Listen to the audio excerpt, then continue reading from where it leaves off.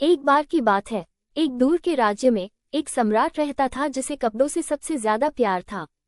उसके पास सैकड़ों पोशाकें थीं, जिनमें से हर एक पिछली से ज्यादा शानदार थी, लेकिन वह हमेशा कुछ नया और अलग चाहता था। वो हर दिन अपने फैंसी कपड़ों को पहनने और आईने में खुद को निहारने में घंटों बिताता था। एक दिन दो घुमंतू दर्जी राज्य में आए। हालांकि वे साधारण दर्जी नहीं थे। उनका दावा था कि वे दुनिया के सबसे अद्भुत कपड़े बना सकते हैं, इतने खास कि केवल बुद्धिमान और महत्वपूर्ण लोग ही उन्हें देख सकते हैं। ये कपड़े जादुई हैं, उन्होंने कहा। जो कोई भी उन्हें नहीं देख सकता है वो या तो अपने काम के लिए अयोग्य है या बस मूर्ख है।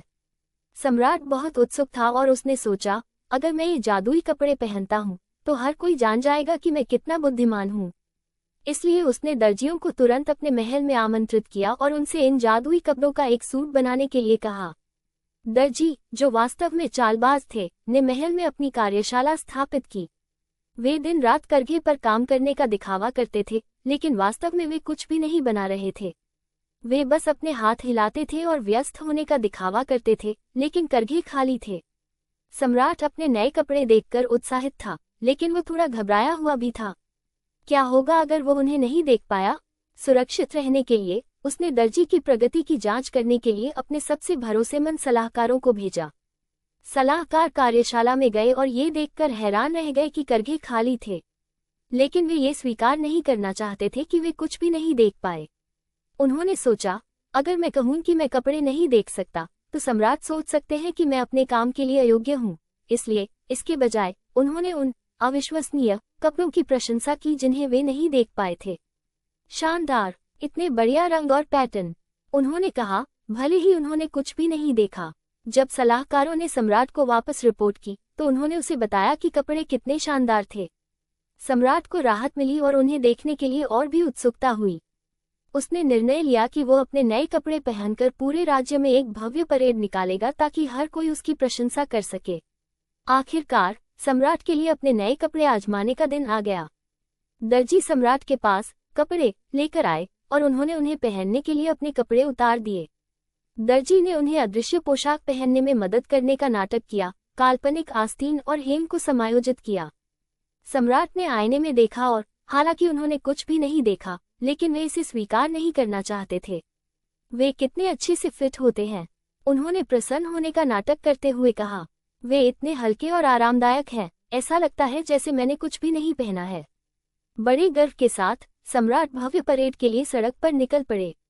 राज्य के लोगों ने जादुई कपड़ों के बारे में सुना था और वे अपनी नौकरी के लिए अयोग्य या मूर्ख नहीं दिखना चाहते थे। इसलिए भले ही वे कुछ भी नहीं देख पा रहे थे, लेकिन वे सभी सम्राट के नए कपड़ों की प्रशंसा कर रहे थे। क्या शानदार पोशाक है, वे चिल्लाए। सम्राट बहुत भव्य लग रहे हैं। लेकिन भीड़ में एक छोटा बच्चा था जिसने जादुई कपड़ों के बारे में नहीं सुना था। जैसे ही सम्राट वहां से गुजरा, बच्चे ने अपनी मां की आस्तीन खींची और जोर से बोला, लेकिन सम्राट ने कोई कपड़े नहीं पहने हैं। पहले तो बच्चे के आसपास के लोग चुप रहे, लेकिन जल्द ही वे एक दूसरे से कानाफूसी करने लगे। क्या तुमने सुना? बच्चा सही कह रहा है। धीरे धीरे कानाफूसी हंसी में बदल गई और जल्द ही हर कोई सम्राट की ओर इशारा करके हंसने लगा। सम्राट के पास कोई कपड़े नहीं हैं, वे सभी चिल्लाए। सम्राट रुक गया और उसे एहसास हुआ कि बच्चा सही कह रहा था। उसने कुछ भी नहीं पहना था। उसका चेहरा शर्म से लाल हो गया, लेकिन वह जानता था कि दर्जी की बात पर विश्वास करके उसने मूर्खता की थी।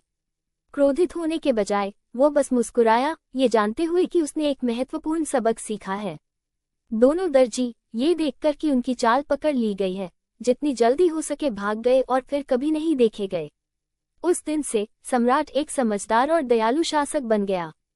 उसने सीखा कि दूसरों को आकर्षक चीजों से प्रभावित करने की कोशिश करने की तुलना में ईमानदार और विनम्र होना अधिक महत्वपूर्ण है। और इस तरह सम्राट और उसका राज्य हमेशा खुशी से रहने लगा। हर कोई उस दिन को याद करता है जब एक बच्चे ने उन्हें सिखाया था कि ईमानदारी हमेशा सबसे अच्छी नीति होती है।